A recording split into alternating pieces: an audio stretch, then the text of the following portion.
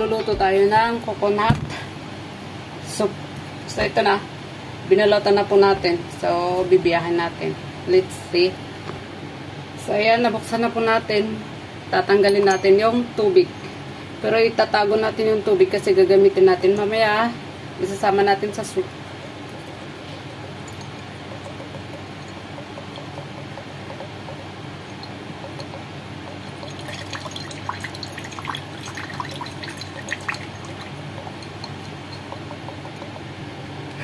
So, ito na.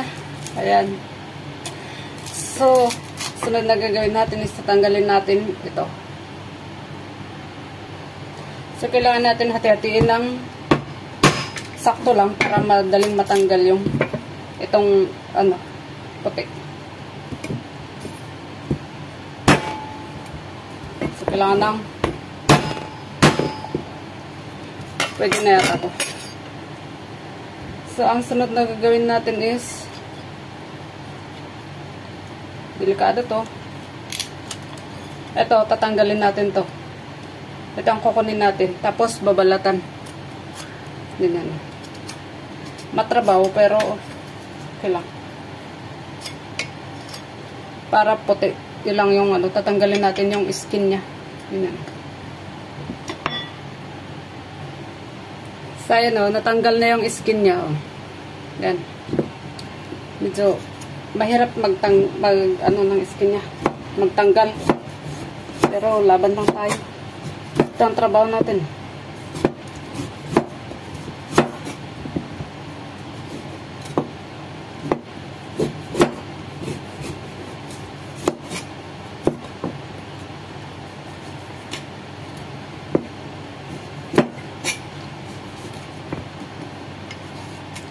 Ganun. So, yun na, natanggal na natin yung skin nila. So, pasensya na, medyo madumi-dumi. Siyempre, yung yan din ng nyug yan, hindi yan madumi. Oh, tanggal na lahat. So, ang sunod natin gawin is cutting strip. Oh, English yun. Ikakat natin. Oh. Nang ganito. Strip. Cut natin lahat na strip. Okay, so yun na, tapos na.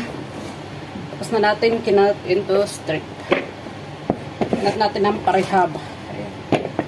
Kasi powering off. So, tapos na. So, gasan na natin. So, tapos nang maugasan and yung tubig niya, sasalain natin kasi medyo may may nasama yung black na yun. Kasi sama natin ito sa pagluluto. Ayan yung sinasabi ko, kailangan salain para matanggal yun. Hindi maisama to sa soup. So, yun. And yung ibang ingredients is wait lang. So, okay. Ito yung ilalagay kong ingredients. Ito. Yung dried berries. Hugasan mo to. Tapos ito, hindi ko alam yung tawag dito pero parang coconut din siya. Basta ito. Binibili ko lang sa palengke. Sasabihin ko yung $10. I want $10 for this. Then, bibigyan ka nila. Tapos ito, mistisang fig. Mistisang pig tawag ko kasi may brown din na ganito. And then chicken, whole chicken. Kinat ko lang siya kasi kailangan natin i-boil ng konti, yung i-blanch ba para matanggal daw yung fats. Yan na naman, allergic nila sa fats. So yun lang. And i-boil natin ng 2 hours. Pero ang gagamitin ko is thermopat, so I will boil almost 4 hours. Slow cooking.